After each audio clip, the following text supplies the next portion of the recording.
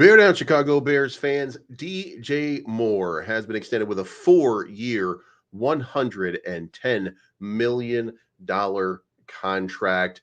He is now the poster boy for the Chicago Bears for the foreseeable future. Are you excited about that? If you are, make sure you hit the like button and let me know in the comment section that you're excited to see DJ Moore back here for a couple more years. And by the way, this contract that we have will not extend until the previous contract is cleared out, I want to say. I think it doesn't take effect until next year. So he'll be here through 2029. 2029 will actually be the point when Caleb Williams will have reached his 5th year. Roma Dunze will have reached his 5th year. Same for Austin Booker, Karana Magaji, Torrey Taylor.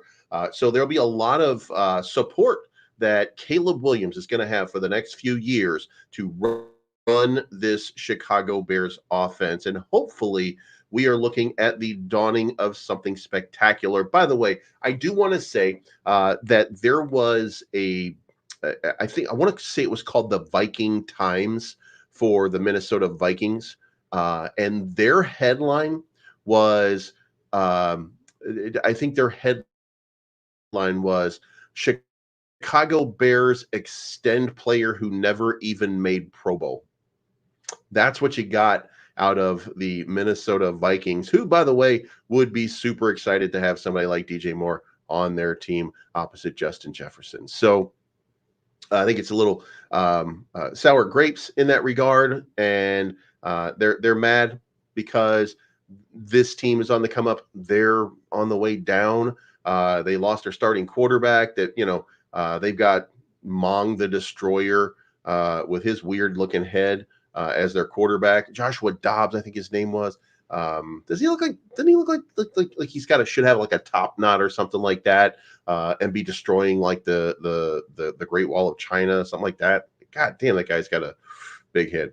Anyway, so DJ Moore has been extended. And by the way, this was done silently. You didn't even know this was happening. In fact, the Chicago Tribune 2 days ago mentioned it would be a smart idea for the Bears to lock up DJ Moore for a longer period of time, because somebody there thought, you might as well start doing this, but the Chicago Bears never do these kind of moves, right?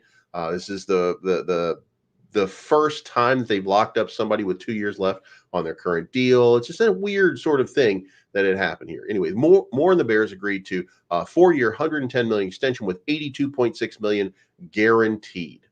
Moore will average $27.5 million across his 4 new years, which will be 7th among wide receivers currently, and his total value would be 5th, although he still has 2 years remaining on his current deal. Now, it is my opinion, and I don't have anything to back this up, but it is my opinion at this point that what we are looking at is a little bit of confidence that you can invest that type of money into, first of all, your number one wide receiver, and the $23 million for Keenan Allen is probably going to go towards that, along with you've got Tyler Scott showing out in preseason.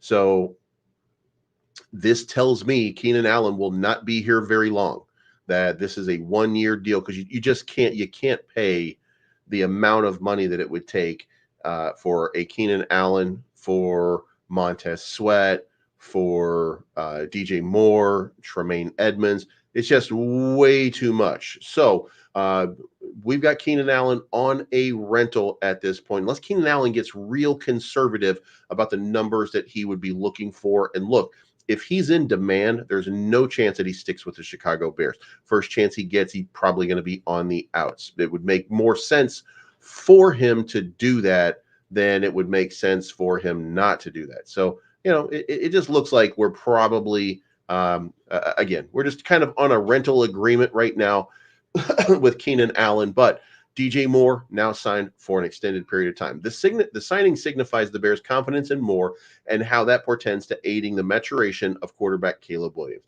It's also the latest sign that it pays very well to be a top-level wide receiver, as Moore's deal follows other lucrative extensions such as the Vikings' Justin Jefferson, the Lions' Amon-Ra St. Brown, the Eagles' A.J. Brown. There's also likely more to come with CeeDee Lamb, who is holding out, Brandon Ayuk, who's holding out, and Jamar Chase. So We might be seeing a lot of money being thrown at wide receivers over the next little while. And by the way, it used to be that we saw huge contracts coming out for running backs. We saw, specific spots where the money would come to. And now we're at the spot where it's really come full cycle to quarterbacks always made a pretty good amount to begin with, but it's even become more of a vanity position, if you will, not to disrespect anybody who is a quarterback, but it's a vanity position in the NFL. And you pay a lot of money for that position even more now because the NFL has made it that the star of the show is the quarterback. Now that means that the quarterback's got to get the ball to whom? The wide receivers. So the wide receivers have now become imperative, and you're starting to see some ridiculously high contracts in that regard. Mean Streak asked a question, but what if Keenan kills it this year? Well, if Keenan kills it this year, then it doesn't matter. And this is, by the way, no disrespect to Keenan Allen. I think we all would like to see Keenan Allen continue to be a Chicago Bear. We haven't seen the product on the field. We don't know how he's going to align. We don't know what it's going to look like with Keenan Allen, but we can get an idea. And to do that, you have to look at this. We're paying 20. This is the number 2 guy, right? And by the way, you got 16 million, 17 million next year. DJ Moore, we're not on that bigger contract yet, so it won't really matter too much. However, you got Montez Sweat at 25. You've got Keenan Allen at 23, Tremaine at 22. And you got Jalen Johnson coming down here. His contract will end up being, I think, 17 million, something like that. So I think that there's too much money up here at the top. Now, you might be able to make that argument that perhaps Nate Davis could free up some payroll. There might be a few spots here, not very many, but a few spots here where you could free up some payroll. But here's the other thing. The question, Mean Streak, would be this. What if Tyler Scott kills it this year? What if, as the substitute, you can get Tyler Scott doing a decent job? Not the job that Keenan Allen does. Let's be real. Not the job that Keenan Allen does. But what if Tyler Scott really comes alive the way that it's looked like over the last little while? What if he looks the part finally? Then you've got a guy for $1 million who is a serviceable, not a star, but a serviceable replacement for Keenan Allen. Because what do you have? You've got the second-year jump for Rome Odunze. You've got DJ Moore locked in. You've got your X and Y receivers. The only thing you need is a solid Z receiver at that point. And Keenan Allen, again, he's a fantastic receiver. And in fact, I would love to see him close his career out, but he wants a lot of money. And the reason that he was shipped off to Chicago was because the Chargers didn't want to pay him that money. So he wants big bucks. And I just don't think that that's going to fit in with the Chicago Bears. So it would be my belief that he's on a 1-year contract, and that's going to be it. Now, that could change. We could see an extension for Keenan Allen if he were willing maybe to take a pay cut or something like that. I mean, again, when you look at this roster and you come down here, here's the part that really matters. You've got your dead cap space, you've got all that kind of stuff. And some of this is going to roll off, by the way.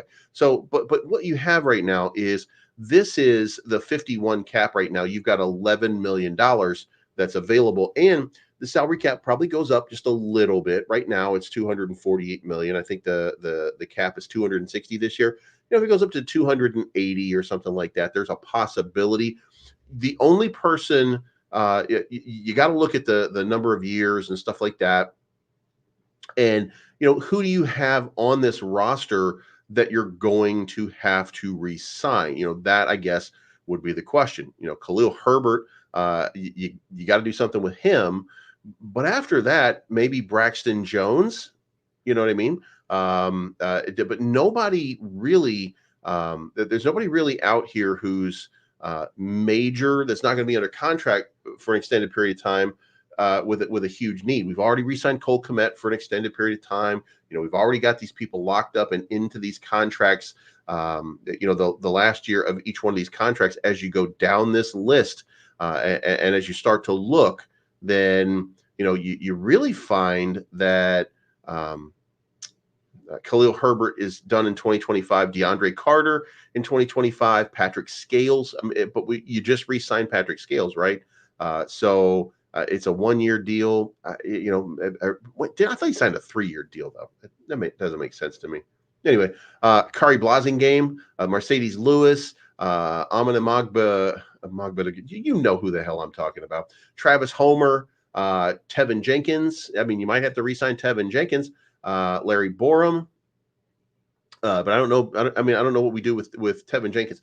And again, we might be just kind of by committee improving this offensive line as we go. So I'm not really sold here that we need Tevin Jenkins and Braxton Jones. If you just consider for a second, one of these guys could move to the inside to a guard position as Karana Magaji starts to show what he can do. So, you're planning for the future. And so you don't have anybody up here near the top other than Keenan Allen that you've got to worry about. So maybe you can fit him in, but that to me, by the way, would be to the detriment of this team. And look, if your first response is, how can you say that? Because it's Keenan Allen. It's not about it being Keenan Allen. It's about the position. And I think the position, we have some really good starters right now, and I think this offense is really going to excel this year. And I think we need to focus on the defense. And I think what we really need to do is a DeMarcus Walker here. I think replacing DeMarcus Walker, who's not getting any younger. He's still 30 years old. Even though I like DeMarcus Walker, he's still 30 years old. Austin Booker, is he the guy? If he is the guy, you just freed up $9 million. So you're going to free up, $3 or $4 million off of the cap. None of this is enough. You can't cut Nate Davis at this point. You got one more year on Nate Davis. You can't cut him this year. You can cut him next year. But, so there are some moves that you can make. Maybe we'll see what happens. But I putting too much money into your offense like that, you know what? Maybe I'm out of my mind. In fact, maybe I'm losing my mind, because what we are seeing is, look at what Miami's paying for their offense. Maybe I'm just in the old days, if you will, of the NFL, where I'm thinking the same thing, and it probably is not it's probably not wise on me to say that, because maybe we're going to throw it all at the offense and see what happens. You know what I mean? Like maybe that's what happens. Don't forget Connor Williams still out there. There are still plenty of players that are really good, that can contribute to an offensive line as we clear this out and air this out through 2024 and 2025.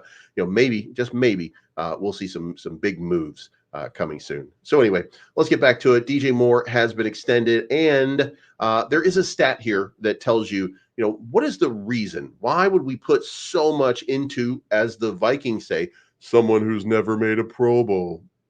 And the answer to that is this. There's the Football Insights.